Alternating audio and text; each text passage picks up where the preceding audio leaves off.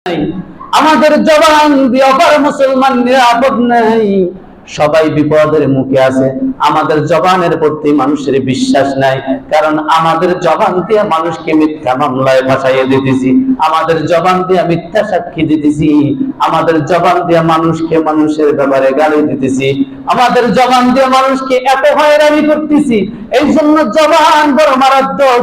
জবানের কথার কারণে একজন ভালো মানুষের ফাঁসি হয়, জবানের কথার কারণে একজন ভালো মানুষ বিস্ফোরণ করে, এই জবানের কথার কারণে মানুষ ঈমান যায়, এই জবানের কারণে একজন মানুষের ঈমান আসে। এই জন্য জবানকে হেফাজত করা লাগবে। এই জন্য পয়গম্বর আরবি সাল্লাল্লাহু আলাইহি ওয়াসাল্লাম বলেন, যে ব্যক্তি এই দুইটা জিনিসকে রক্ষণাবেক্ষণ করবে, দুইটা জিনিসের গ্যারান্টি দিতে পারবে, পয়গম্বর বলেন আমি তার জান্নাতের গ্যারান্টি দিলাম। এক নম্বরে বলেন মারজলাইহি আমরাহি ওয়া মারজলাইহি আদমান লাহুল জান্নাহ। আল্লাহর পয়গম্বর বলেন ক্বালা মাইয়াদমানি মা বাইনা লিহিয়াহি ওয়া মা বাইনা রিজলাইহি আদমান লাহুল জান্নাহ। আল্লাহর হাবিব সাল্লাল্লাহু আলাইহি ওয়াসাল্লাম বলেন এক নম্বরে হলো তার দুই চোয়ালের মধ্যবর্তী স্থান অর্থাৎ জিহ্বা। যে ব্যক্তি জিহ্বাকে হেফাজত করবে, জিহ্বাকে সঠিকভাবে চালাইবে, উল্টা পাল্টা কথা বলবে না, মিথ্যা কথা বলবে না, এই ব্যক্তির জিহ্বাকে যে হেফাজত করতে পারবে। আর একটা হইলে ওমালিহি, যে ব্যক্তির দুই উরুর মধ্যখানে অর্থাৎ দুই রানের মধ্যখানের স্থান লজ্জা স্থানকে যে সঠিক পথে ব্যবহার করবে, এই দুইটা কাজকে যে জিম্মাদারি নিবে, আল্লাহর পয়গম্বর বলেন তার জান্নাতের জিম্মাদারি নিলাম। এই জন্য আল্লাহ তাআলা বলেন ওয়াল্লাযীনা হুম আনিল লাগুল মুরিদুন, তোমরা অনর্থক কথা থেকে বেঁচে থাকো। যারা অনর্থক কথাবার্তা থেকে বেঁচে থাকে, অনর্থক কার্যক্রম থেকে যারা বিরত থাকে। আর একটা হইলে ওয়াল্লাযীনা হুম লিফুরুজিহিম হাফিজুন, যারা লজ্জা স্থানকে হেফাজত করে, অর্থাৎ লজ্জা স্থান এবং জবান এই দুইটা জিনিসকে হেফাজত করেন, তারাই হলো সফলকাম মুমিন। কদ আফলাহাল মুমিনুন, এই দুইটা জিনিসকে যে সঠিক পথে ব্যবহার করে আর সালাতের মধ্যে যে বিনয়ী থাকে, ওয়াল্লাযীনা হুম সালাতিহিম খাশিউন, এই তিনটা জিনিস আরো কয়েকটা গুণের কথা আল্লাহ তাআলা বর্ণনা করে বলেন এরা হলো সঠিক মুমিন, এরা হলো সফলকাম মুমিন। আর সফলকাম মুমিন যারা হবে, আল্লাহ রাব্বুল আলামিন বলেন তাদের ঠিকানা হলো জান্নাতুল ফিরদাউস। সুবহানাল্লাহ, তাদের ঠিকানা কোথায়? জান্নাতুল ফিরদাউস। এ বাবা, জান্নাতুল ফিরদাউসের ঠিকানা হওয়ার জন্য আমার জবানকে হেফাজত করা লাগবে। কি হেফাজত করা লাগবে? জবান হেফাজত করা লাগবে। জবান দিয়া উল্টা পাল্টা কোনো বক্তব্য দেওয়া যাবে না, জবান দিয়া উল্টা পাল্টা মিথ্যা কথা মানুষের নামে বলা যাবে না, ঠিক না বেটি? জবান দিয়ে মানুষকে হয়রানির শেষ নাই আজকে। জিহ্বার কারণে হয়রানি মানুষ। এই জন্য পয়গম্বর বলেন মান সালিমাল মুসলিমুনা মিন লিসানিহি ওয়া ইয়াদিহি, খাঁটি মুসলমান হইল ওই ব্যক্তি যাহার হাত এবং জবান দিয়া অপর মুসলমান নিরাপদ থাকে। আসেনি আজকে মুসলমান নিরাপদ আছে? জবান দিয়া হাত দিয়া মুসলমান নিরাপদ নাই। হাত দিয়া সম্পত্তি গ্রাস করতেছে, হাত দিয়ে লুটপাট হইতেছে, হাত দিয়ে অন্যায় ভাবে মানুষের গায়ে আঘাত চলতেছে। মানুষ এতই নির্মম হয়ে গেছে, এক মুসলমান আর এক মুসলমানকে রাস্তার উপরে ফেলাইয়া জবাই দিতেও দ্বিধাবোধ করে না, ঠিক না বেটি? এক মুসলমান আর এক মুসলমানের প্রতি এতটুকু মায়া নাই, মোহাব্বত নাই। আল্লাহ তাআলা বলেন আকুলু কাওলান সাদীদা, কথা বলার সময় সঠিক কথা বলো, ভুল কথা বললে মানুষকে ফাঁসাইয়া দিও না, মানুষের ব্যাপারে উল্টা পাল্টা কথা বলো না। কোন সংবাদ শুনলেও আল্লাহ তাআলা সূরা হুজুরাতের মধ্যে বলেছেন তোমার কাছে যদি কোনো সংবাদ আসে সংবাদ আসার সাথে সাথেই তুমি এটা প্রচার করিও না। আল্লাহ তাআলা বলেন, ইয়া আইয়ুহাল্লাযীনা আমানু ইন জাআকুম ফাসিকুম বিনাবাইন ফাতাবায়ানু আন তুসিবু কওমান বিজাহালাতিন ফাতুসবিহু আলা মা ফাআলতুম নাদিমিন। হে ইমানদারগণ, কোন ফাসিক ব্যক্তি, কোন পাপী ব্যক্তি যে গুনাহ করে, এমন ব্যক্তি যদি তোমার কাছে কোন সংবাদ দেয়, সংবাদ পাওয়ার সাথে সাথে তোমরা তার ব্যাপারে প্রতিশোধ নিতে যাও না, তার অ্যাকশন নিতে যাও না। আগে যাচাই বাছাই করো যে সংবাদটা সঠিক কিনা। এমন সংবাদ পাইয়াই তুমি যদি তার ব্যাপারে যদি তুমি গ্রহণ করো, শপথ গ্রহণ করো, তাকে যদি বিচারের আওতায় আনতে যাও, এমন হইতে পারে যে তুমি একটা ভুল সিদ্ধান্ত নেওয়ার কারণে তুমি বিপদগামী হয়ে যাবা। ঠিক না ঠিক? ভুল সিদ্ধান্ত হয়ে যেতে পারে। এই জন্য সংবাদ পাইনি সামনে আগায় না, আগে যাচাই বাছাই করো। আল্লাহর হাবিব সাল্লাল্লাহু আলাইহি ওয়াসাল্লাম হাদিসের মধ্যে বলেন, কাফা বিল মারই কাযিবান আইহাদ্দিসা কুল্লু মা সামিআ। যাহা শোনে তাহাই বলিতে থাকা মিথ্যাবাদী হওয়ার জন্য ইহাই যথেষ্ট। কিছু মানুষ আছে যা শোনে তাই বলতে থাকে, যা শোনে তাই বলে। কারো ব্যাপারে কোনো কথা বলার আগে যাচাই বাছাই করতে চিন্তা করে না, যে যাচাই বাছাই করেন এই কথাটা সঠিক কিনা। যা মুখে আয়ে তাই বলে, যে এই মানুষটা এই কাজ করতে পারে কি পারে না একটু যাচাই বাছাই করে নেই। কারো কাছে শুনছি আর শোনা মাত্রই বলা শুরু করে দিয়েছি। আল্লাহর হাবিব বলেন, মিথ্যাবাদী হওয়ার জন্য ইহাই যথেষ্ট। আছে না নাই? কথার কোনো খবর নাই, কি যে বলে নিজেও জানে না। কয়েকদিন আগে দেখলাম একজনের স্লোগান দিতেছে, নেশা খায়, মিথ্যা খায়, পীর সাহেব শর্ম নাই। বলেন নাউজুবিল্লাহ। এই মিয়া, জিন্দেগিতে নেশা হাতে দিয়ে ধরে দেখছে তারা? নেশা কি জিনিস হাতে ধরে দেখছে জিন্দেগিতে? কোন একটা কথা প্রমাণ করতে পারবা তারা মিশা কথা বলে? স্লোগান দিচ্ছে নেশা খায়, মিশা পায়, পীর সাহেব শরম নাই। বলেন নাউজুবিল্লাহ। এই মিয়া যদি শরমনায় পীর সাহেব যদি নেশা খাইতো, তার লক্ষ লক্ষ নেশাখোর তার কাছে যাই ভালো হইতো না? লাখো লাখো নেশাখোর মানুষ যার কাছে যাইয়া ভালো হয়ে যায়, আর তুমি কেউ তার নেশা নেই। যার কাছে যাইয়া লক্ষ লাখো মিশা কথা বলনেওয়ালা, সত্য কথা বলনেওয়ালা হয়ে যায়, যার জবানে থাকে মিশা কথা, দুর্নীতি, যার জবানের মধ্যে থাকে উল্টাপাল্টা, এই মানুষগুলা ওই দরবারে যাইয়া জিকিরওয়ালা হয়ে যায়। যেই জবানে থাকতো আগে সবসময় ফায়েসা বন্ধ, উল্টাপাল্টা কথা, এই জবানের মধ্যে মাওলার জিকির জারি হয়ে গেছে এই শায়েখের বদৌলতে। বলেন আলহামদুলিল্লাহ।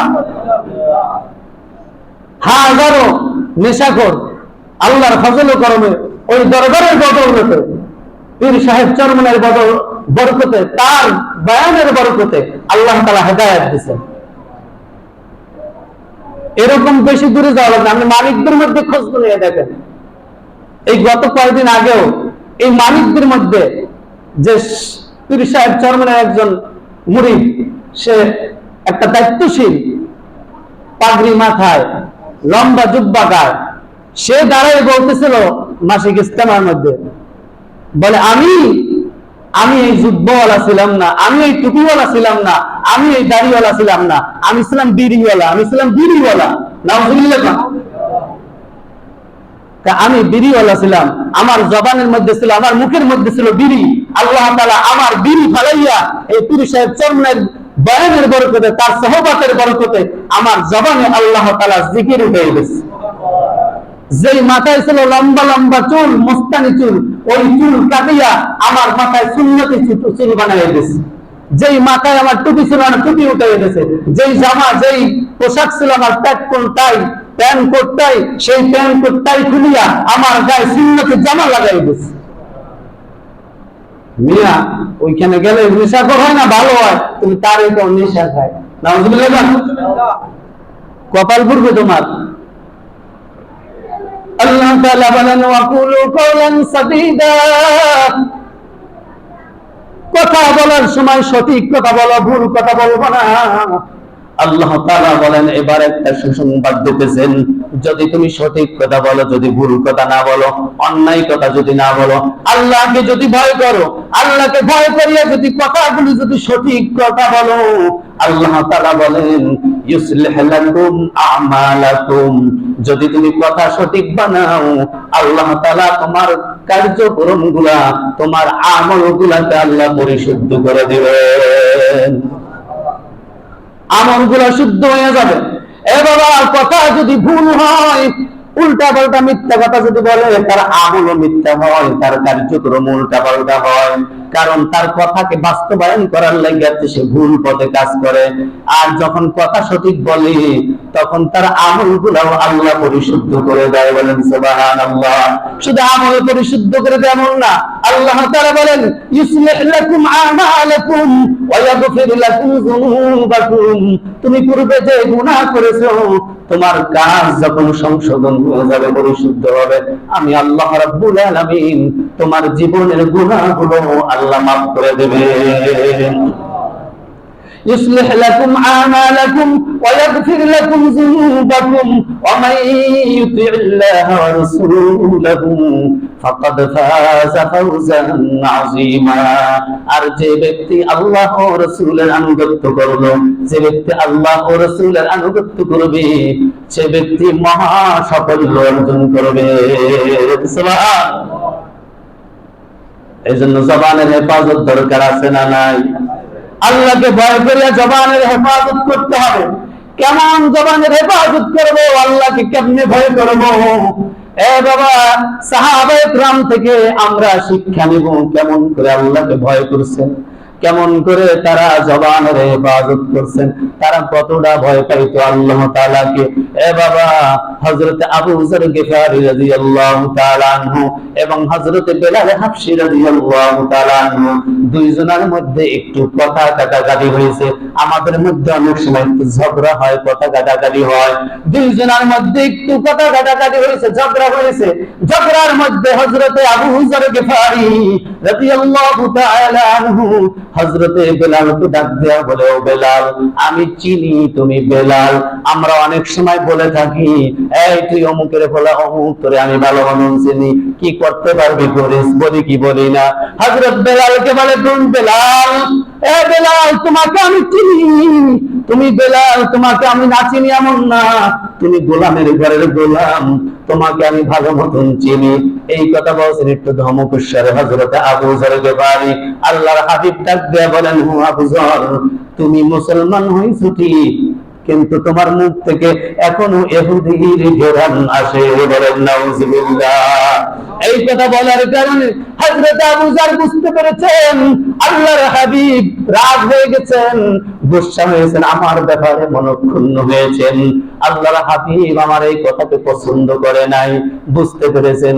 বুঝতে পেরে হযরতে আবু যর গিফারী বেলালের কাছ থেকে এখন ক্ষমা কেমনে করে নিবে? আরে বেলালকে আমি কষ্ট দিয়ে ফেলেছি। এ বাবা, হাত দিয়ে আঘাত করলে ওষুধ লাগাইলে যায়, কিন্তু জিহ্বা দিয়ে যদি কেউ আঘাত দেয়, ওইটাও ওষুধ লাগাইলে যায় না, আবার জিহ্বা দিয়ে তার ওই আঘাত ক্ষত আঘাত পূরণ করতে হয়। হযরতে আবু যর গিফারী রাদিয়াল্লাহু তাআলা আনহু বেকারার হয়ে গেলেন, কেমন করিয়া বেলালের কাছে ক্ষমা চাই? আরে বেলালকে তো আমি কষ্ট দিয়ে ফেলেছি। হযরত আবু যর গিফারী রাদিয়াল্লাহু তাআলা আনহু মসজিদ নববীর দরজার সামনে নামাজের পরে সোজা হয়ে শুয়ে রয়েছে। সবাই নামাজ শেষে বের হবে, এখন আবু যর গিফারী দরজার সামনে শুয়ে আছে। সাহাবায়ে কেরাম ডাক দিয়ে বলে, আবু যর, দরজার সামনে থেকে সরো, সরো, আমরা বের হব, উঠে যাও, কেন এইখানে শুয়ে আছো? আবু যর গিফারী ডাক দিয়ে বলে, বেলাল কই, বেলাল কই? বেলালকে আমি কষ্ট দিয়েছি, বেলালের অন্তরে আমি আঘাত দিয়েছি, বেলাল কই? বেলাল যতক্ষণ পর্যন্ত আমাকে মাফ না করবে, আমি আবু যর দরজা ছাড়বো না। বেলাল কই? বেলালকে ডাক দাও। বেলাল লাঠি দিয়ে আমাকে উঠাইয়া দিক আর বলুক, আবু যর যা, মাফ করে দিছি। আবু যর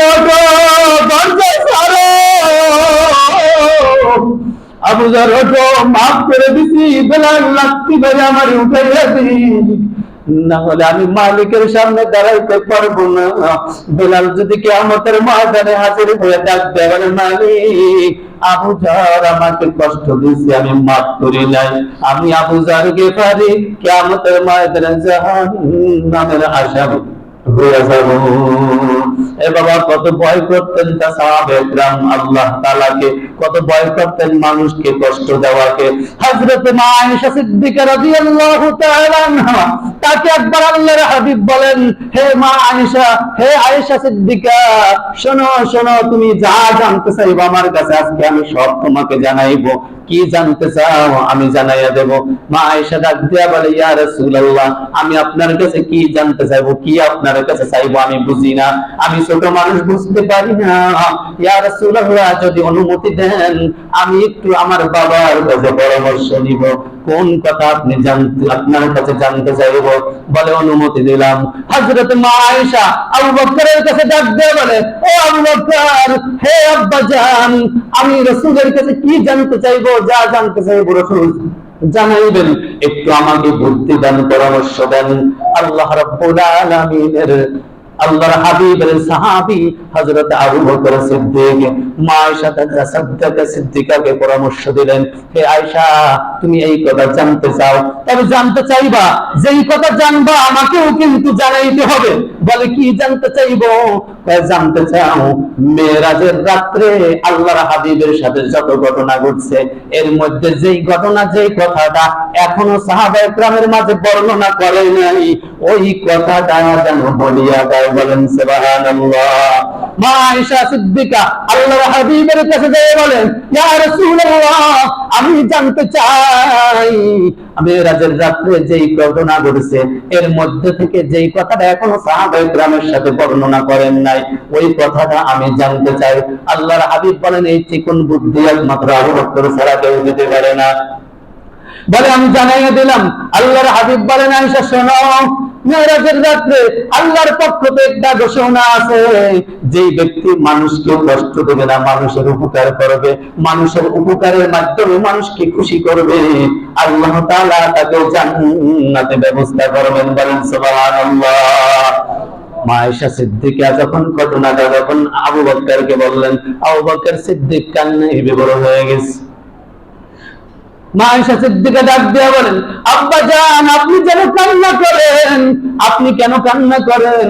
আপনি তো অনেক মানুষকে উপকার করছেন, আপনি টাকা পয়সা দিয়ে অনেক মানুষকে গোলাম আজাদ করেছেন, আপনি টাকা পয়সা দিয়ে অনেক মানুষকে উপকার করছেন, আপনি টাকা পয়সা দান করতে করতে আপনি তো একদম নিঃস্ব হওয়ার পালায়, আপনি সালার শট পর্যন্ত করছেন। ইয়া আবু বকর, আপনি কেন কান্না করেন? আপনি তো জান্নাতের মেহমান মানুষ। আবু বকর ডাক দিয়া বলে, আমি এই জন্য কান্না করি না, আমি বিপরীত চিন্তা করে কান্না করি। বলে, বিপরীত চিন্তা কি? বলে, বিপরীত চিন্তা হলো, হে মা আয়েশা, শোন শোন, আল্লাহ তাআলা যেমন বলছেন, মানুষকে উপকার করলে আল্লাহ জান্নাত দেব, মানুষকে খুশি করলে জান্নাত দেব।